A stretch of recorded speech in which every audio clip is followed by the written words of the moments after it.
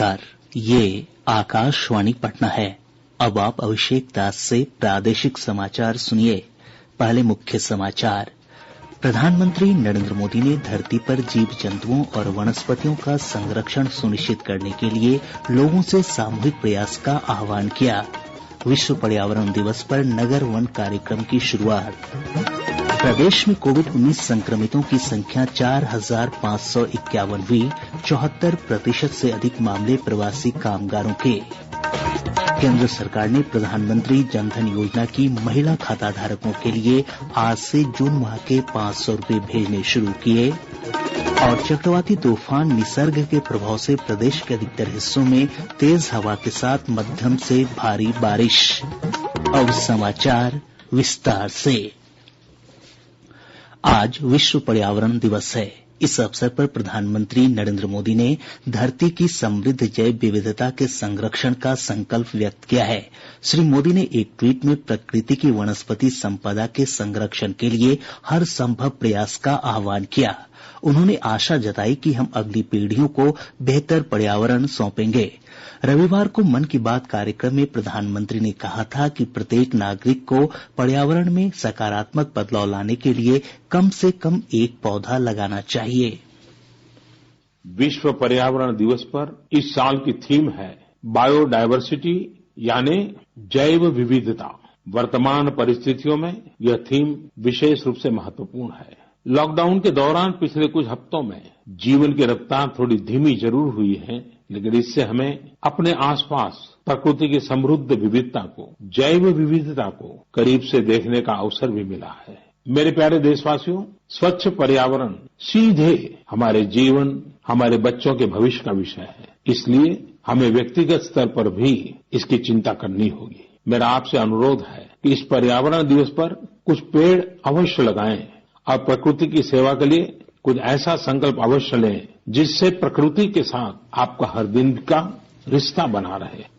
केंद्रीय पर्यावरण मंत्री प्रकाश जावड़ेकर ने विश्व पर्यावरण दिवस के अवसर पर नगर वन कार्यक्रम का शुभारंभ किया। श्री जावड़ेकर ने इस अवसर पर पर्यावरण मंत्रालय द्वारा आयोजित वर्चुअल समारोह को संबोधित करते हुए कहा कि तमाम विषम परिस्थितियों के बावजूद भारत वैश्विक जैव विविधता के 8% हिस्से को अपने यहाँ संरक्षित करने में सफल रहा है। इसमें प्रकृति के सभी पहलुओं के प्रति आदर भाव रखने की देश की समृद्ध संस्कृति की बड़ी भूमिका रही है। India has been able to prove this, that here is the country which preserves biodiversity despite constraints. Indian culture is like this. क्या आपको पता है कि पेड़ ना काटे, इसके लिए राजस्थान में 300 लोगों ने बलिदान दिया था। In every village we have a forest in the name of God.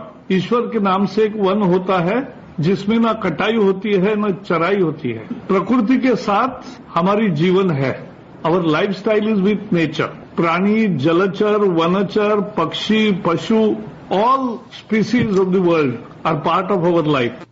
Shri Javadekar ने इस अवसर पर शहरी क्षेत्रों में नगर वन विकसित करने की आवश्यकता पर बल दिया।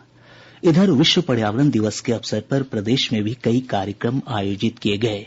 इस अवसर पर मुख्यमंत्री नीतीश कुमार ने कोरोना मानवता को प्रकृति का संदेश विषय पर आयोजित वेबिनार को संबोधित किया। मुख्यमंत्री ने कहा कि प्रदेश में जल जीवन हरियाली अभियान के तहत 24 करोड़ पौधे लगाने का लक्ष्य रखा गया है। इसके तहत अब तक 22 करोड़ से अधिक पौधे लगाए जा चुके हैं। उन्होंने कहा कि राज्य में हरित क्षेत्र का आवरण 17% करने का लक्ष्य रखा गया है और अब तक 15% क्षेत्रफल हरित आवरण के रूप में विकसित किया जा चुका है। वेबिनार को संबोधित करते हुए उप मुख्यमंत्री सुशील कुमार मोदी ने पर्यावरण को बचाने के लिए सामूहिक प्रयासों की आवश्यकता पर बल दिया।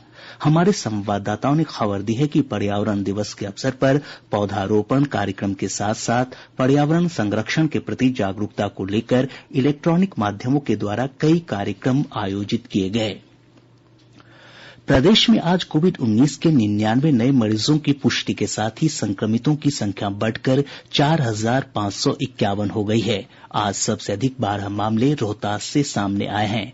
कटिहार से 11, भागलपुर और समस्तीपुर से 10-10, नवादा से 8, शिवहर से 7, नालंदा से 6, भोजपुर और अररिया से 5-5, खगड़िया, लखीसराय और दरभंगा से 4-4, जहानाबाद से 3, गोपालगंज और किशनगंज से 2-2 तथा बांका, बक्सर, मुंगेर, शेखपुरा और सीवान से 1-1 मामलों की पुष्टि हुई है। स्वास्थ्य विभाग से प्राप्त जानकारी के अनुसार पिछले 24 घंटे में 113 मरीजों को उपचार के बाद छुट्टी दी गई है। ठीक होने वालों की संख्या बढ़कर 2,233 हो गई है। वहीं इस महामारी से अब तक 29 लोगों की मौत हुई है। स्वास्थ्य विभाग के सचिव लोकेश कुमार सिंह ने बताया कि अब तक जो मामले सामने आए हैं उनमें से 74% से अधिक मामले प्रवासी लोगों के हैं। उन्होंने बताया कि बाहर से आए 3,369 लोग पॉजिटिव पाए गए हैं। श्री सिंह ने कहा कि होम क्वारंटीन में रह रहे लोगों के लिए चलाए जा रहे सर्वे अभियान के तहत अब तक 5,17,000 लोगों के स्वास्थ्य की स्क्रीनिंग की जा चुकी है। इनमें से 211 लोगों में बुखार, सर्दी, खांसी या सांस लेने में तकलीफ की शिकायत मिली है। इधर देश भर में संक्रमितों की संख्या बढ़कर 2,26,770 हो गई है। कोविड-19 संक्रमण से ठीक होने वालों की दर 48.27% पर पहुंच गई है और 1,09,462 लोग ठीक हो गए हैं। मरने वालों की संख्या बढ़कर 6,348 हो गई है। नई दिल्ली के अखिल भारतीय आयुर्विज्ञान संस्थान एम्स के मनोरोग विभाग के प्रोफेसर डॉक्टर नंद कुमार ने लोगों से कोरोना संक्रमण से नहीं घबराने की अपील की है। उन्होंने कहा है कि इस संक्रमण से मृत्यु दर काफी कम है। पिछले 3 महीने में कोरोना के डर में कुछ कमी आई तो हम उसको बेहतर समझ पा रहे हैं और हम ये भी समझ पा रहे हैं कि इन्फेक्शन कैसे होता है, कैसे ट्रांसमिट होता है, इसके सिम्टम्स क्या होते हैं। बहुत बार सिम्टम के अलावा भी लोगों को कोरोना होता है और हम ये भी समझ पा रहे हैं कि कोरोना को जितना हम लोगों ने कहा था कि बहुत ही सीरियस है, इससे बहुत लोग मर जाते हैं, वैसी बात भी नहीं है। इसलिए कि उसका डेथ रेट बहुत अधिक नहीं। हाँ, आपको एक रिस्क होता है, परेशानी होती है। केंद्र सरकार ने प्रधानमंत्री जनधन योजना की महिला खाताधारकों के लिए आज से जून माह के 500 रूपये भेजने शुरू कर दिए हैं। यह प्रधानमंत्री गरीब कल्याण पैकेज के तहत तीसरी किस्त है। लाभार्थी 10 जून के बाद किसी भी दिन यह राशि निकाल सकेंगी। यह राशि लाभार्थियों की खाता संख्या के अंतिम अंक पर आधारित समय सारणी के अनुसार भेजी जा रही है। प्रादेशिक समाचार आप आकाशवाणी पटना से सुन रहे हैं। स्वास्थ्य और परिवार कल्याण मंत्रालय ने धार्मिक स्थलों, होटलों, रेस्तरां, शॉपिंग मॉल, आतिथ्य सत्कार सेवाओं और कार्यस्थलों के लिए मानक संचालन प्रक्रिया SOP जारी की है। इसका उद्देश्य कोविड-19 से बचाव के लिए सुरक्षा उपायों का पालन करते हुए सुरक्षित दूरी बनाए रखना है। सभी होटल्स, शॉपिंग मॉल्स, रेस्टोरेंट्स, धार्मिक स्थलों, कार्यस्थलों और अतिथि सेवाओं से जुड़े प्रतिष्ठानों को सलाह दी गई है कि प्रवेश द्वार पर सैनिटाइजर डिस्पेंसर और थर्मल स्क्रीनिंग की व्यवस्था हो। परिसर में केवल उन्हीं व्यक्तियों को अनुमति दी जाएगी जिनमें कोरोना के लक्षण नहीं दिखाई देंगे। सभी जगहों पर थूकना सख्त वर्जित होगा। रेस्टोरेंट में बैठकर खाना खाने की बजाय खाना लेकर जाने की व्यवस्था को बढ़ावा दिया जाएगा। खाना पहुंचाने वाले व्यक्ति ग्राहक के दरवाजे पर ही खाने के पैकेट छोड़ देंगे। स्वास्थ्य मंत्रालय ने जनता को कम से कम 6 फीट की शारीरिक दूरी बनाए रखने और फेस मास्क के उपयोग की सलाह दी है। आरोग्य सेतु ऐप को भी उपयोग करने की सलाह दी गई है। भूपेंद्र सिंह, आकाशवाणी समाचार, दिल्ली। आयुष मंत्रालय ने आज my life my yoga international video blogging प्रतिस्पर्धा शुरू की है। प्रधानमंत्री नरेंद्र मोदी ने पिछले रविवार को आकाशवाणी से मन की बात कार्यक्रम में बताया था कि इस प्रतिस्पर्धा में विश्व भर से कोई भी भाग ले सकता है। उन्होंने कहा था कि कोरोना वैश्विक महामारी के चलते पूरी दुनिया ने योग और आयुर्वेद के प्रति दिलचस्पी दिखाई है। अंतर्राष्ट्रीय योग दिवस जल्द ही आने वाला है। योग जैसे जैसे लोगों के जीवन से जुड़ रहा है, लोगों में अपने स्वास्थ्य को लेकर जागरूकता भी लगातार बढ़ रही है। कोरोना संकट के इस समय में योग आज इसलिए भी ज्यादा अहम है क्योंकि ये वायरस हमारे रेस्पिरेटरी सिस्टम को सबसे अधिक प्रभावित करता है। योग में तो रेस्पिरेटरी सिस्टम को मजबूत करने वाले कई तरह के प्राणायाम है जिनका असर हम लंबे समय से देखते आ रहे हैं। ये टाइम टेस्टेड टेक्निक्स हैं जिसका अपना अलग महत्व है। पटना उच्च न्यायालय ने पटना के जिलाधिकारी के उस आदेश के खिलाफ दायर याचिका पर सुनवाई करने से इनकार कर दिया है जिसमें प्राइवेट स्कूलों से 3 महीने के बदले सिर्फ 1 महीने का शैक्षणिक शुल्क लेने का आदेश दिया गया था। मुख्य न्यायाधीश संजय करोल की खंडपीठ ने मामले की सुनवाई करते हुए कहा कि यदि निजी विद्यालयों को अधिक परेशानी है तो वे जिलाधिकारी और आपदा प्रबंधन विभाग के प्रधान सचिव के समक्ष अपना पक्ष रख सकते हैं। गौरतलब है कि पटना जिला प्रशासन ने लॉकडाउन की अवधि में निजी विद्यालयों को 3 महीने की जगह सिर्फ 1 महीने का फी लेने का आदेश दिया था, जिसके खिलाफ एक निजी विद्यालय ने पटना उच्च न्यायालय में याचिका दायर की थी। वंदे भारत मिशन के तहत आज मस्कट से 166 अप्रवासी भारतीयों को लेकर विशेष विमान गया अंतर्राष्ट्रीय हवाई अड्डे पर पहुंचा। ये सभी बिहार के रहने वाले हैं। हमारे संवाददाता ने बताया कि प्रारंभिक जांच के बाद सभी को क्वारंटीन सेंटर भेज दिया गया है। देश के विभिन्न हिस्सों से प्रवासी श्रमिकों के आने का सिलसिला लगातार कम होता जा रहा है। आज 8 ट्रेनों के माध्यम से 13,000 से अधिक लोगों की राज्य वापसी हो रही है। इनमें 3-3 ट्रेन केरल और कर्नाटक से, जबकि 2 ट्रेन तमिलनाडु से आ रही है। सिविल सेवा परीक्षा 2019 के बाकी बचे उम्मीदवारों की व्यक्तित्व परीक्षा 20 जुलाई से शुरू होगी। संघ लोक सेवा आयोग यूपीएससी ने इस संबंध में अधिसूचना जारी कर दी है। आयोग ने लॉकडाउन खुलने और केंद्र तथा विभिन्न राज्य सरकारों द्वारा दी जा रही रियायतों के मद्देनजर परीक्षाओं और भर्ती परीक्षाओं की संशोधित सूची जारी करने का फैसला किया है। यूपीएससी परीक्षाओं के संशोधित कैलेंडर का विवरण आयोग की वेबसाइट पर देखा जा सकता है। चक्रवाती तूफान निसर्ग के प्रभाव के चलते प्रदेश के अधिकतर हिस्सों में आज तेज हवा के साथ मध्यम से भारी बारिश हुई है। मौसम विभाग के अनुसार आज सबसे अधिक 91.2 मिलीमीटर बारिश छपरा में रिकॉर्ड की गई।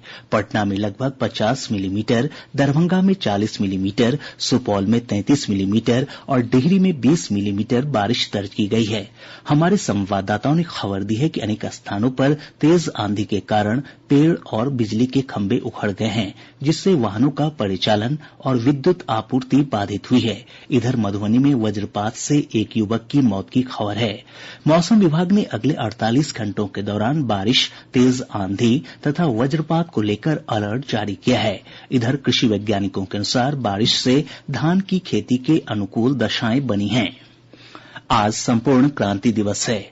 लोकनायक जयप्रकाश नारायण ने आज ही के दिन 1974 में राजनीति में भ्रष्टाचार, बेरोजगारी और अन्य राष्ट्रीय समस्याओं को लेकर तत्कालीन सरकार के खिलाफ संपूर्ण क्रांति का नारा दिया था और लोगों से विरोध में गिरफ्तारी देने का आह्वान किया था। इस अवसर पर पटना के गांधी मैदान में आयोजित मुख्य राजकीय समारोह में जेपी की प्रतिमा पर जिलाधिकारी कुमार रवि समेत कई प्रशासनिक अधिकारियों ने माल्यार्पण कर उन्हें श्रद्धांजलि दी।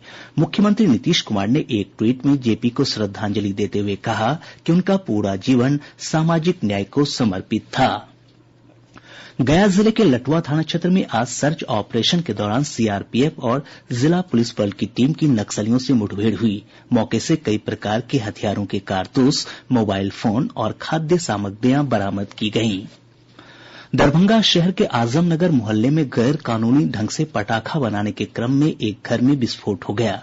इस घटना में कई घर क्षतिग्रस्त हो गए हैं और 3 लोग घायल हुए हैं। पुलिस ने कारोबारी मकान मालिक को गिरफ्तार कर लिया है। मधुबनी का विश्व प्रसिद्ध सौराठ वैवाहिक सभा आज से शुरू हो गया है। यह वैवाहिक सभा 11 जून तक चलेगा। और अब अंत में मुख्य समाचार एक बार फिर।